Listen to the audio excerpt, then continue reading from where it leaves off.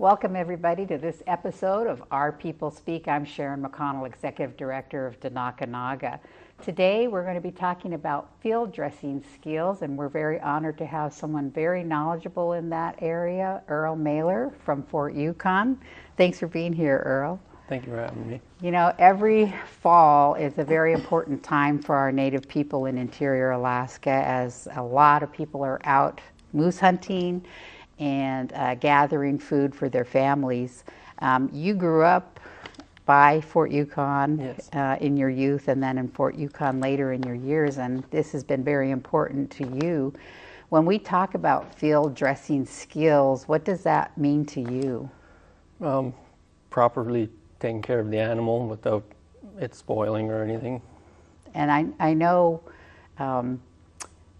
when people talk about dressing out the moose and other game, for our Native people, they really don't waste anything. Is that correct? No, you pretty much take the whole moose. Like, I grew up with dogs, so what we didn't eat, the dogs had it, so basically there was nothing there. Mm-hmm. So before we go into more about field dressing, I guess I should back up, and I apologize. Can you just tell us a little bit about yourself? Where did you grow up? I grew up probably about 90 miles east of Chalkitsik, up off the Black River. We lived basically off trap line up there in the wintertime, and then summertime my dad had like a little sawmill, so we'd cut the lumber and bring that into town and sell it. And so basically lived off the land up there. So what kind of skills did you learn? I guess you were homeschooled too? Yes. What kind of things did you do? Because people are really interested in, knowing about a lot of people growing up in a remote area. What was it like?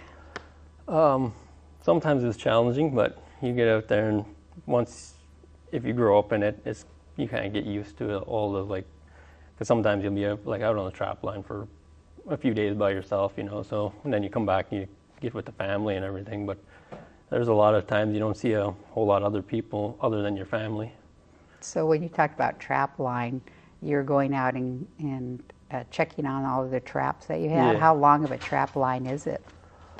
Oh, probably like 80 miles. 80 miles? And you Yeah. did this as a youth? Yeah, whenever my dad let me take it over, yeah. Wow. How old were you then? I was probably about 14, and my older brother was about 16 when we both started trapping together. Mm-hmm. Now I know we're talking about moose today, but thinking about the animals that you trapped and got on the trap line, could you talk a little bit about that process when field dressing those animals? And what are those animals that we're talking about? There's multiple. There's you got marten, lynx, wolves, wolverine, fox, beaver, otter, pretty much everything Alaska has. And you would process those at your cabin? Or? Yes, you have to learn how to load the toboggan with all them because they're all frozen. So we'd always have a lot of blankets to where we can wrap them individually so they won't rub the hair when you're traveling because they're frozen. It'll rub off the hair.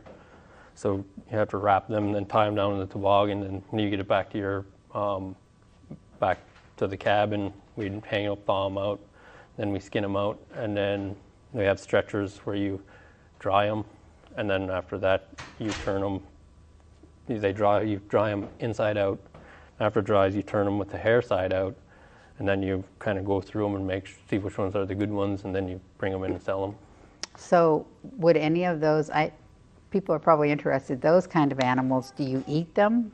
No, the beaver, yeah, and the lynx, I've known people that would eat them, but they have to be fresh to eat. Once they die, they're not good. Mm-hmm. So you talked about wrapping them in blankets so it wouldn't rub off the fur. Why was that important not to do that? That would bring the price down on it. Okay. So you have to take good care of your fur if you wanted a better price for it. So how many lynx and beavers and such did you gather typically? I probably can't even count that much. I mean, we're talking hunters? Or? Yes, one year When me and my brother were trapping, I think we got about 300 link, 280 marten, 15 wolverine. I think it was about 12 wolves, and I don't know, there were some random other like beavers, and I don't even know how much of them. Wow. And you did that, you processed these furs, pelts as a youth? Yes. And your dad taught you to do that? Yeah, my mom and my dad, yeah. Your mom and your dad. Is it typically both the parents that teach the children these skills? Yeah, pretty much. Like, it's not one person's job to teach the other certain things. It's, I mean, sometimes one of your parents will be gone with the other one, and you're with, I have a pretty good sized family. I have 5 brothers and sisters, or 3 brothers and 1 sister. So, so sometimes half of them will be gone with one parent, you're with the other one, so you're learning from the other parent. So it's not one or the other's job to teach them. Did you have to change the trap line every year? I mean, or did you use the same area? We used the same. We had multiple trap lines. One was probably about 40, 50 miles long. The other one was probably like 10 or 15. We had another one that was like another 20. And then the trail coming to town was, I want to say about 30 miles. And then we run into somebody else's trap line. That's where we stopped trapping. Okay. So in addition to selling the pelts, did your family, when you lived in that remote area, did your family also use them to make parkas and Yes. and mucklucks and stuff? We had all kinds. We have a lot of fur clothes growing up. So, like the mittens and boots and the parka ruffs and all that. And was that typically the women that did that sewing? Mostly and my stuff, mom, or? but I can do it too. So, it was pretty much taught to all of us how to sew and all that. So. Can you share with us your recollections of growing up in that type of environment? Because I mean, truthfully, that is pretty unique. I grew up in a small village of 60 people. There was only 9 of us youth in that village. So to me, that was really small. But for you to grow up, you know, in the woods with just your family, what kind of memories do you have about that? Oh, I got quite a few. It was, I mean, definitely fun because we also had horses, and we had horses, chickens. We had basically, so in the summertime, then we did a lot of horse riding and all that. So it was really fun. And with the family, we had a boat, so every time we'd go out fishing or something, it was like a family event, going out fishing and hunting moose. And pretty much all of us will be out there doing that. So on the boat, I know the fish here in interior Alaska, the stocks have gone way down. No one's been able to get fish, but when you were growing up, did you use a fish wheel to gather fish? Or? We would have to. And was that salmon primarily? Yeah, up there, we're too far off the mainstream. They were too poor by the time they got there, so we didn't eat the salmon, but we'd have to come to Fort Yukon to fish down there for it. Mm-hmm. So I just got to ask you, when you said you had horses, because where I grew up, there was a place called Crevice Creek, and they had horses, and just getting them up there above the Arctic Circle in the Brooks Range was quite the task. How did you guys get your horses to your area? My mom and dad actually rode them across country from Circle to our cabin. It took them 14 days. And they crossed rivers too? Yeah, rivers. They swam the horses across the Yukon, and then because they used a boat, and then they kind of had the horses next to the boat, and they swam them across. Once they got to the other side, they saddled up the horses and rode them across country. Wow. And they helped with your chores too around the cabin, correct? Yeah. What did you use for we used them for hauling wood. I mean, we hauled logs for the new cabin with it, hunted with them.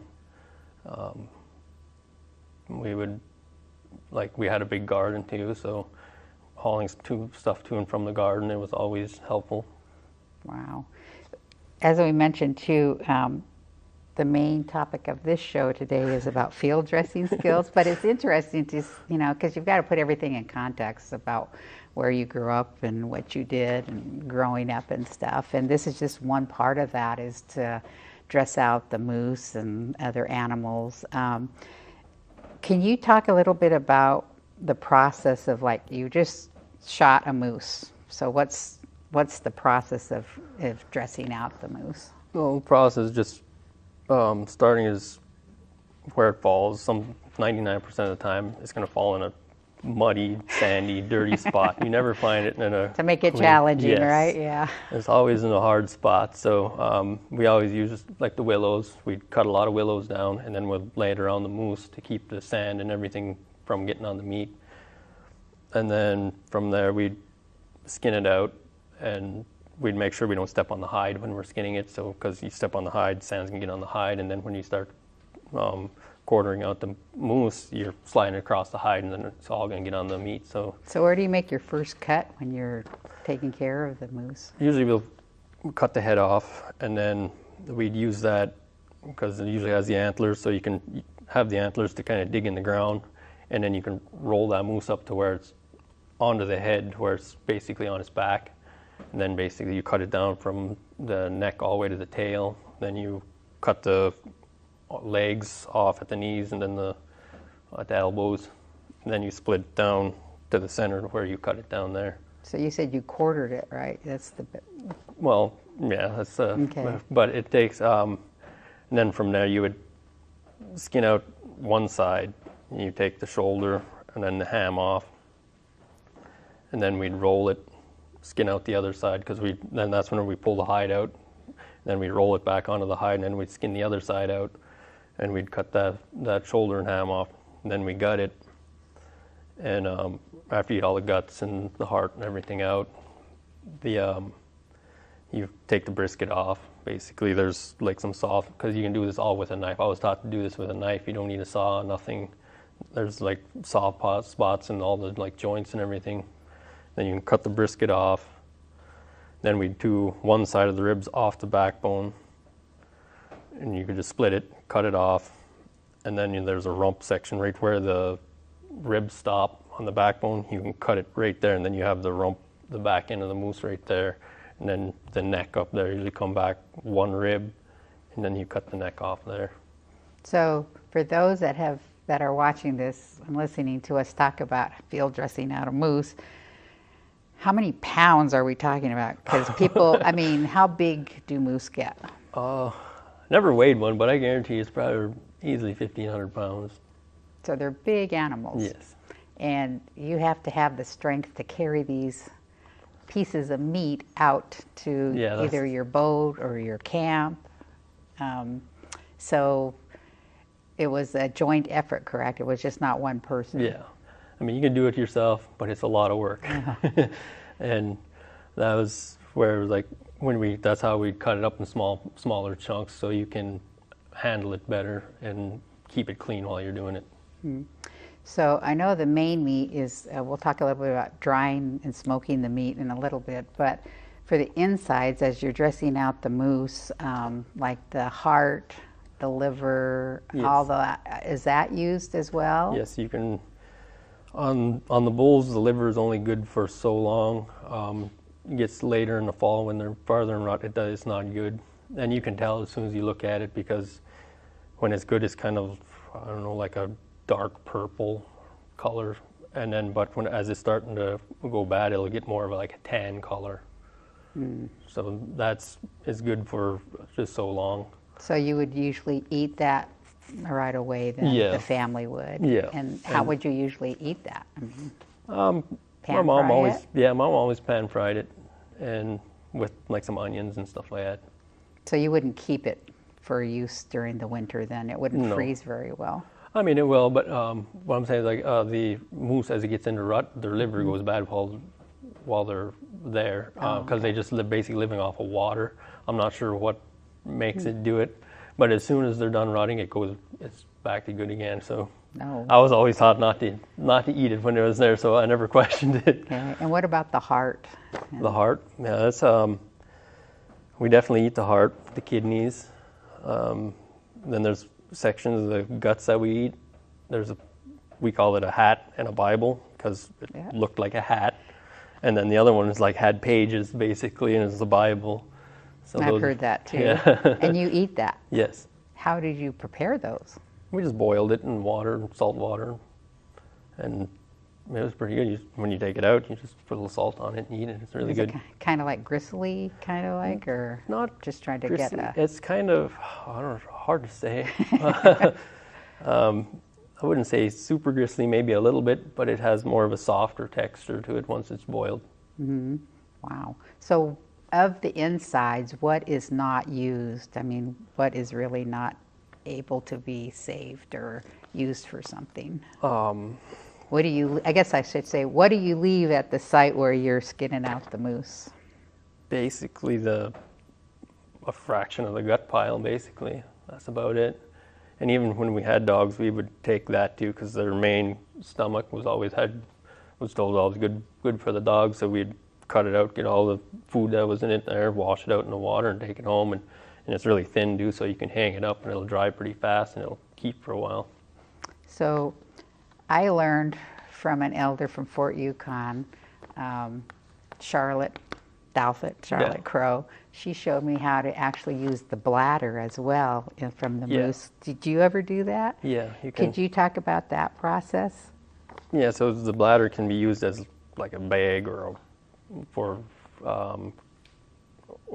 I guess some people use it for canteens and stuff or type things.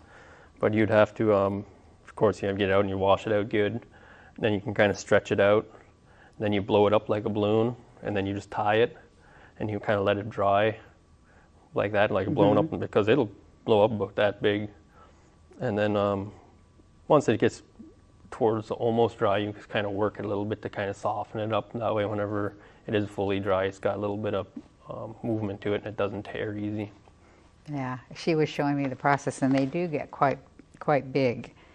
It's pretty smelly up the front and trying to clean the bladder out. But I mean, again, nothing is ever wasted in a moose or any other animal. I mean, we're talking, when you're living in a remote area, everything needs to be used because if you're going to try to have something come out to you, freight is so expensive, it's ridiculous. So I know you have the staples, flour, sugar, tea, that's butter.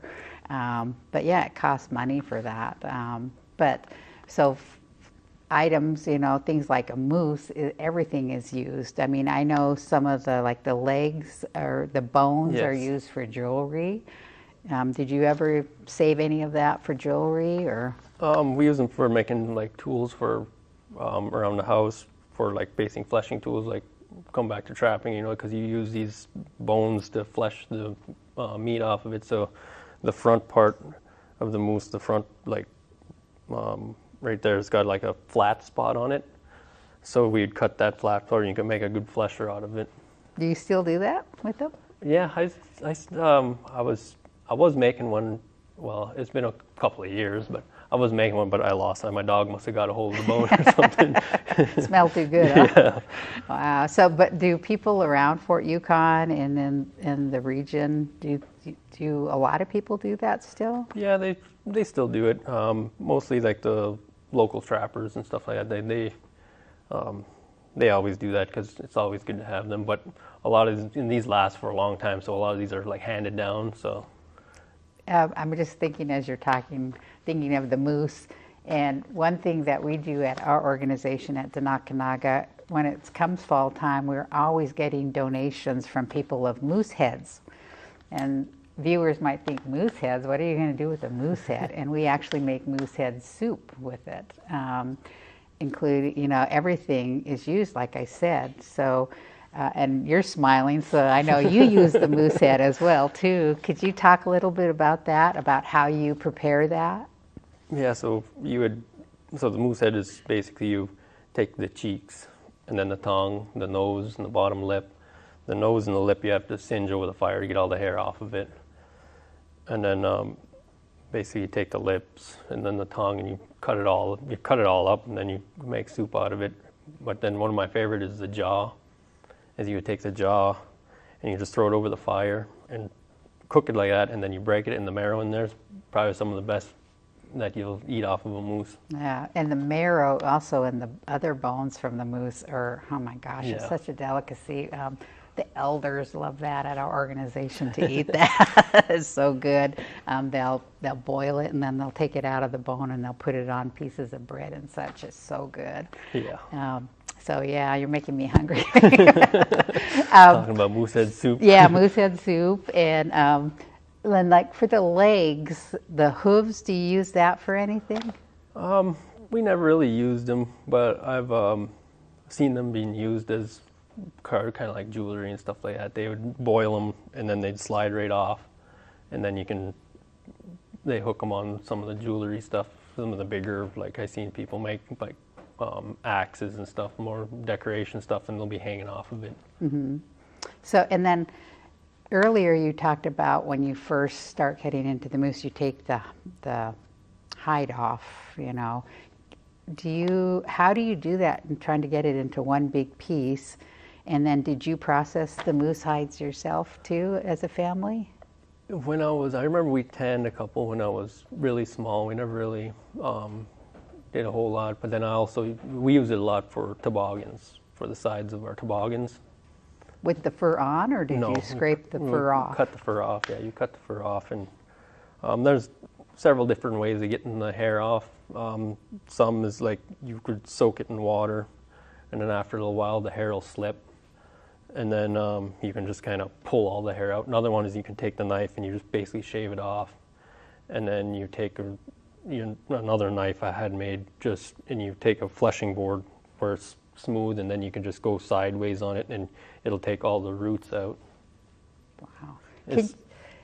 How do you get it into how do you get it as one big piece when you're cutting up the moose? So yeah, you basically, when you cut it from the neck to the tail and then down to there, you just skin out and around, so you don't cut it no more than that.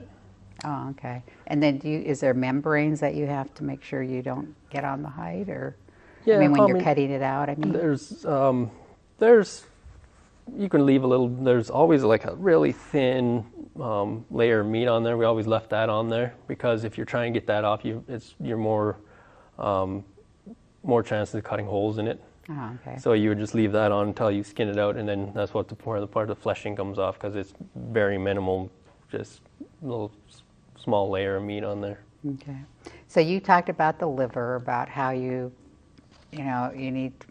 A lot of people eat it right away. Yeah. What about the other parts of the moose, the meat and stuff? How do you process that? I mean, what's the best way of keeping that for the upcoming winter? Well, we would, once we get it back to the cabin, we have a smokehouse. We kind of hang it in there and put some smoke on it, and then. Why do you do that? Why do you smoke the moose? To keep the bugs away, and then it helps kind of cure it a little bit. Okay. And then we'd start with the more bloodshot. Because you shoot it somewhere, there's going to be some bloodshot meat. So we'd start eating that part or using that for ground meat or something. And then once you get rid of all the bloodshot meat off there, the others will last longer. And then you can also dry it, like make dry meat. Which is very good. Yes. So what part of the animal do you usually use for dry meat? There's really no, pretty much everything, but I would say like the hindquarters and the front quarters probably the best. The rest got a lot more muscle in it, so probably don't use. Mostly the neck is usually mostly used for ground meat because there's a lot of muscle in there. Okay. And then the backbone is used for steaks, and the ribs, we cut those up for like ribs. Which are very tasty too. And then for chunks of meat for roasting and throughout the winter, what part of the moose does that come from? Mostly you can take it off like the hindquarters, and because those are the hindquarters are probably about this big sometimes, so you can get some big chunks of meat off of there. The shoulders is more a longer, thinner meat, so And that one is my most favorite for making dry meat because it's long and thin and you can just sit there and slice it out of there. You don't have to worry about trying to cut them into smaller pieces and then doing it. So growing up in a remote area, did you have electricity? Did you have a generator? I mean, did you have a freezer to store this, or did you have an underground area for the meat? We had a generator. We had a freezer, but it only worked from whenever we needed it, so the generator didn't run all the time. And we also had underground. We had the new house we built, it had a cellar inside it, so we had stored a lot of our food in there, and then we also had one outside too. But yeah, we had a freezer. We never did have a refrigerator, so. So how many moose would you usually harvest, your family? I think in the fall it would be 2, I think. It all depends on the weather too, because we never took more than we needed. So if the weather was too warm, we didn't want to take too much because there was no way we can keep it all. Okay. So it was like maybe we'll start out with one versus whenever hunting season opened, we'd start with one there, get all that taken care of, and then towards the end we'd get another one. What would you do with the antlers? You talked about when you cut the moose up, you kind of positioned it on the antlers. What do you do with the antlers? Growing up, I've made knife handles and stuff out of it. We've really had no use for it, and then we found out people were buying them, so we'd just sell them. And I know they use them for a lot of jewelry now too. So I think that's probably where most of them went, is to people buying them up for jewelry and stuff. Mm-hmm. So looking back on doing this, and I'm assuming you still go out moose hunting every fall, are you passing on these traditions to your children? Yes, they're going with me this fall. How old are they? 7 and 9. Good age to start learning, huh? Yeah. Well, this will be their second trip with me. They went with me whenever they were both about, I think my daughter went with me, she was about 4, and then my boy went with me when he was about 4 too. Mm-hmm.